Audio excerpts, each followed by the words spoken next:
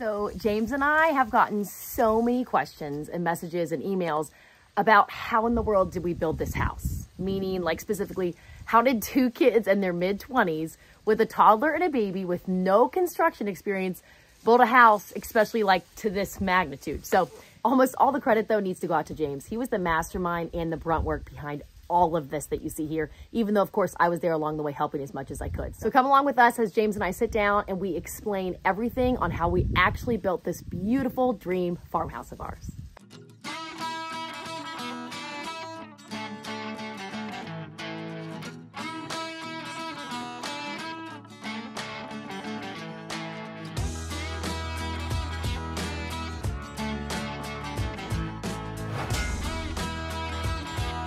Okay, so I'm gonna have James do most of the talking for this video because he's really the mastermind behind this whole process. So kind of start back in 2018 when we bought the property and kind of what that process looked like as getting prepped for building the house, and then how it went through the process of building the whole house, which took us a year. Yeah, so basically we bought the property off of this little old lady, and once we did that, we actually were not going to be building anytime soon, but we got a real itch to go ahead and get started. So we started looking at house plans, found a house plan. After we found that, we started looking for a builder. So after kind of not very good success, we decided to become our own general contractors and contract out each individual thing for the house. Now that being said, me and her did a lot of the work ourselves. So we had family help us frame the house. That was probably our biggest obstacle, was getting the house framed. So we had my uncle, who does a little bit of side work. He does a little construction, builds small decks and stuff like that. He told us that he would help us on the house. So we paid him, and he helped us frame this entire house. So we also paid his dad, who had perfect timing, just retired from Cincinnati Bell. Yep. So we paid his dad and his uncle, and they did work on the house while we were at work. Yeah, so while we were at work, throughout the day, they would be here, you know, chipping away at the house. Once we would get home, we would all get together and we'd come up with plans and we would start building. And it was a pretty fun project. We really enjoyed that aspect. Now, it was a little bit slower because, you know, we are all having to do research on different codes and stuff like that. Yeah, every day we'd pretty much have to stop and be like, okay, well, we need to do this. But how do we do that? So there was a lot of stopping and thinking. We weren't just chipping away at the list. We wanted to make sure we were doing it right the first time. Exactly. So yeah, and so the time frame and the timeline of this was a little bit challenging. We had to do a lot of research. Me and her, being the general contractors, you know, we're in charge of the entire project. So we had to come up with a timeline when contractors needed to be in there, when we needed to get in there and do our thing. And so we had, we contracted out the concrete, we contracted out the excavation, we contracted out the septic system, you know, we contracted out the HVAC, But like at first, the first 6 months, the only contractors we had was the guy that did the excavation and the septic system, and then the concrete. And then we were doing everything else with his uncle and dad. And every now and then, his uncle also had like a few friends or family members that were like, hey, I can help out this weekend for some extra cash. So we did have a couple people, a couple different times that you'll see if you go back and watch our home build videos. But yeah, for the most part, it really was just the two of us and your dad and uncle a lot. Yeah. So before the build even started, you had to have all of your contractors lined up. You had to have quotes available from them so you could give the bank. Ultimately, you had to tell the bank exactly how much it was going to cost to get that house built. For everything. So, that's from like the first excavation dig to the last nail that goes in. I mean, it was very inclusive, which there's a video about that on our YouTube channel that I can link in the description, but go ahead. Yep, so basically the excavator started. It sat here for quite some time before our concrete guys could get in there. There's challenges with each contractor. It was like pulling teeth to get the concrete guy out here to start. So we were ready to go. We moved into the camper in May and did not start framing the house until July 4th weekend. Because I don't remember the month that our concrete cut put in, but it was way delayed. Yeah, we were months behind. Yeah, so the concrete guy should have been in there at the end of April. May came around. We were calling him. Nothing. Beautiful in May. It didn't hardly rain May. June came around. It rained every week. You know, so he couldn't get in there until the end of June when things started to finally dry up. And of course, as soon as he was done with his concrete, we were setting the beam, we were putting up our I-joists, we were building walls, and, you know, we started chipping away at it. Yeah. And for context, at the time we were both still working, but we both still are working full time. I was working 36 hours a week at that point in time, so 3 12-hour shifts, and he was working 40 hours a week, 4 10s. So we did have almost every Friday, Saturday, and Sunday together to build a house. Yes. So as we started to frame, we started contacting our other contractors, such as the HVAC guy, to start coming in there and kind of making plans on when he can get in there and do his work. We wanted to make sure that we kept the insulation guy. You know, we want to make sure we kept him in the loop. We did our own electric. We did our own plumbing. So, you know, before they actually laid the pad down in the basement, of course, we had to do our plumbing. That was kind of when it hit us really hard. Like, oh, we got people waiting on us right now. Now the concrete guys are going to be waiting on us because we had to put in our below grade plumbing in. Of course, we ended up doing that in almost 1 or 2 evenings after work. In the rain. In the rain and stuff, and it worked out. But, you know, the whole time, keep in mind, I've never done any of this before. So I'm doing a bunch of research, you know, and I'm going in there, and I really like how everything's turned out, you know, that being said. But as we go through the project, you got to keep your contractors in loop. You got to make sure that they're there. You got to make sure that they're doing the work that they're supposed to be doing. It gets a little bit crazy as you guys you're dodging each other doing work. You know, as my uncle and everybody's doing some of their things, I decide I need to start on the electric. I need to go ahead and get that squared away. You know, so I need to get a temporary pole out here to get electric on it. You know, with just getting temporary electric out here, there's a lot of work to do. You know, you have to have that inspected. You have to call the utility company. You have to get that scheduled with them when they can come out and actually run and set the poles to get the power to the house. You know, so there's a lot of work to do in there as well. And so you got the water company. You know, we had to make sure that they put in a meter for us to where we could actually tap into their water lines, and we had to take care of all that. So you know, there was a lot of work involved. It's you know, it was challenging but extremely rewarding in the end. Yeah, and we learned a lot through the process, because coming into this, we obviously had no construction experience. Like we said before, the plan was never for us to build the house. Yep. But at our old house, we did finish the basement and upgraded a lot of the house. So we did have some... We did have some experience. Yeah. So I felt pretty confident. I had to do so much plumbing work at the last house because of all of the garbage plumbing that was in that house. I had to do a lot of that. I went to school for electricity, so I mean, I learned how to wire a house. Never done it before, so I kind of knew about how to do that. And then just framing, so just doing research on how to frame different things, how to put your cripples in, how to put headers in, stuff like that. You know, all that stuff is pretty straightforward, but when you're trying to build a house and put all those things together, it can become challenging. So you just basically have to remember that everything has to be supported off of foundation. And that's what a lot of people, it doesn't make sense to them. But anything that's suspended in the house has to have some sort of support, and it has to basically be directed to foundation. So the beam ultimately is it's set on your foundation. Your I-joist, it stretches from the beam, which is, you know, on the foundation, basically to the outside. So it's like all that, and once you get that and you understand how to support these items, it actually goes pretty quick, and it's not too bad.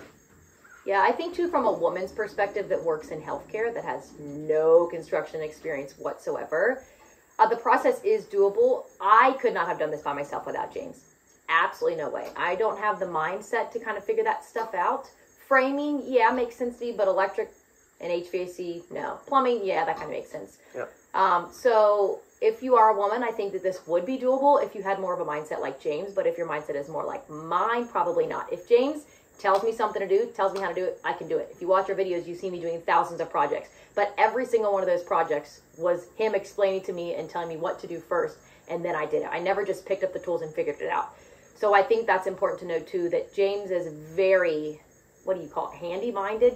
Street smart? I don't know. I'd say mechanically inclined. Yeah, he can kind of look at anything and figure out how to build it and how to fix it. He's just always been like that ever since I met him when we were, you know, in college, 18, 19 years old. So that really helped us out in the process. But you obviously don't need experience to do this, because we didn't, and we did it just fine.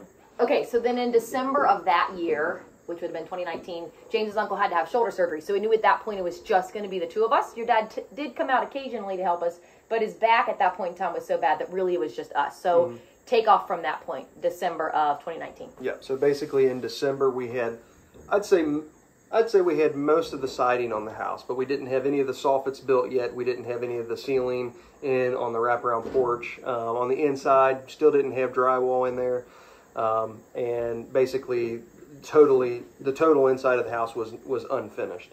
So basically, from that point on, me and her kind of took over. We started finishing the siding. I wanted to get the outside of the house 100% done. That way I didn't have to worry about the weather and things of that nature. So we started building the soffit. We started putting the ceiling up underneath the porch. You know, we finished all the siding. We got all that straightened out and done, so we could then focus on the inside of the house. Fortunately for us, we had a very mild winter, so it wasn't like we were working in 0-degree temperatures. I mean, we had a good 30, 32, and to 40-degree temperature that we were working in, which is still cold when you have a toddler and a baby with you. But we ultimately did make it work. It was fine. We just bundled them up. So once we got to that point, of course, I had called, means we were waiting on drywall, that did help us out to finish the outside of the house, but I had called the drywallers to come in, and unfortunately, they just started, and unfortunately, a couple of the guys got injured on the job here. They didn't have scaffolding built correctly, and ended up breaking on them. They ended up falling. It was bad. Yeah, we knew something had happened, but we didn't know what. Yeah, they wouldn't tell us what was going on, but they just decided not to show up for the next 3 weeks, which, to us, that's a huge holdup. That's a lot of time. That's a lot of work that I could be doing, and basically we were at a standstill because I had to have their work done before I could do anything else. Yeah. So finally he come clean to me and told me what was going on, and he had to hire some other people to come in and actually finish the drywall for us. And they did a great job. They finally came in and got it done. But that was a huge step in the right direction for us, because now instead of looking at spray foam and studs, I'm actually able to see some drywall. Yeah. And the house is starting to look somewhat finished. So right after we got the drywall up, we say, okay, we need a few lights in here so we can see, but let's get some primer on the wall and ceiling. So we had the Harbor Freight sprayer. We sprayed the entire house. And we actually put multiple primer coats on the whole house, every inch of the house. Yeah, which is a lot of work. I hope people understand how much work it is to paint an entire house, ceiling and all. Yeah. But we got that done, and slowly we started chipping away at finishing the inside of the house. We got our cabinetry in, which was another huge disaster. Oh, the cabinets came in completely wrong sizes, and then they tried to convince us to keep them at the wrong sizes, and we said no. They were Amish-made cabinets, cherry wood. We spent way too much, money on those for them to be the wrong cabinets. Fortunately, the people that we bought the cabinets through were not the ones that actually made the mistake. It was the builders. So the Amish builders were the ones that failed to read the prints correctly and build all these. So that held us up, but we ended up moving into the house. We were getting sick of living in the camper, and I'd say probably at the end of February, beginning of March, we actually decided to get out of the camper and move into the house here. We moved in officially in May. Yeah. So, we didn't have flooring down or nothing, but we decided to put our king-size mattress just on the ground. right on the plywood in there. And, we started living in the house. It was much nicer. So I started finishing things that I knew that we would need, right away. So like a shower, a bathroom. Yeah. So I went ahead and finished, I think it was the boys' upstairs shower. Yeah. So now we had a place to shower. And we had our sink and everything, I think. No, did we have a granite? No, we didn't have anything in the kitchen. I don't think we had anything in the kitchen yet. We used the bathroom in the boys' room. I don't remember. I'd have to go back and look at the videos. Hard. It's a blur. It's hard to remember exactly the order of how things went. But we slowly chipped it away. And in April, we called the banker to come out to take a look and to make sure everything was up to his satisfaction. And then we also called the building inspector for one final. And because we needed the move-in permit, basically, and before we moved in May. Yeah. And we did pass him the first time. Well, I called the inspector about that. I said, hey, can I move into my house? And he just kind of looked at me with actually I talked to him face to face. He looked at me with a blank stare and said, I don't care what you do. So we ended up moving into the house, and, it all worked out. So, but now here we are. House is finished. We love it. And I'm happy. Yeah. So ultimately, I think the house building process took us a year, but really we didn't start framing until July 4th weekend. So from July until May when we moved in is how long it took to build a house. Yes. And then really we spent the next year finishing the inside. Yeah. So I think that's it. Yeah, so a house can definitely be built a lot faster than that. Yeah. If you're having somebody build it for you, I would expect a year, no doubt. But if you're being your own general contractor, and you have a little more experience than us, you can get this done faster. So if you hire everything out and you have people lined up exactly when they need to be there, and you have good contractors who actually hold their word on when they're going to be there, I mean, there would be no reason why this place couldn't be built in 6 months. Yeah, I agree. But it was just, one challenge after the next. Contractors, in my opinion, it's like pulling teeth to get anything out of them. They're horrible. Yeah, and that's why we try to do everything ourselves here. Is it's just like we don't have any good luck with them. I guess I could have more of a backbone when it comes to them, but I think my anger gets too. It heightens too quickly, and we had contractors threatening to pull out just because I was voicing my opinions. But I guess I sound a lot nastier than I really feel like I'm compared to most men. No, James is very polite. He's very humble, and you're very reserved, very shy. So no, they were just being jerkwads, for lack of better words. They were not being nice. Any other guy would have ripped them a new one and destroyed them. James was just asking them to be here when they said they would. That was it. Whatever. Yeah. So we had some issues with the contractors, but ultimately, you can obviously build your own house. Anything else you want to add? I think that's it. Okay. I hope we covered everything. If you're thinking about doing it, don't be scared. Yeah. Because trust me, if we can do it, you can do it. Yeah. I guarantee it. Yeah. So I think that's it. I'm sure we missed some things. If you have any questions, of course, as always, put them in the comments. But that's about it. And happy homesteading. And to end this video, I just wanted to remind everyone that we did document the entire farmhouse build on our little YouTube channel. Just bear in mind that we don't do this for a living. So the first couple videos are kind of cringy and the editing is really bad, but the content is authentic and it's really good. We've had a lot of super sweet people message us and thank us for the videos and that they were helpful for them. So anyway, it's there if you want it. Let us know if you have questions. Happy homesteading.